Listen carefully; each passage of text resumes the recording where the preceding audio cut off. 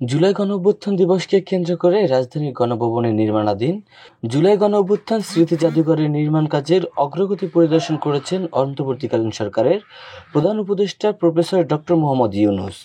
প্রধান উপদেষ্টার press wing থেকে পাঠানো এক প্রেস বিজ্ঞপ্তিতে এই তথ্য জানানো হয়।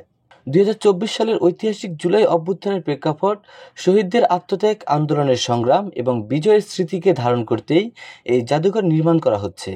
এটি হবে গণতন্ত্র পুনরুদ্ধারের আন্দোলনের এক মূল্যবান ইতিহাসের দলিল। নির্মাণস্থলে উপস্থিত হয়ে প্রধান উপদেষ্টা সংশ্লিষ্ট প্রকৌশলী, স্থপতি ও শ্রমিকদের সঙ্গে মতবিনিময় করেন এবং নির্ধারিত সময়ের মধ্যেই নির্মাণ কাজ শেষ করার নির্দেশনা দেন। এ সময় আরও উপস্থিত ছিলেন মুক্তিযুদ্ধ বিষয়ক উপদেষ্টা ফারুকী আজম, গণপূর্ত সচিব আদিলুর রহমান খান, সংস্কৃতি উপদেষ্টা মোস্তফা সরোয়ার ফারুকী এবং জাদুঘর বাস্তবায়ন কমিটির অন্যান্য সদস্যরা। স্মৃতি জাদুঘরটি শুধু একটি ভবন নয়, এটি গণতন্ত্র ও জনগণের চেতনাকে লালন করার এক প্রতীক হিসেবে গড়ে তোলা হচ্ছে।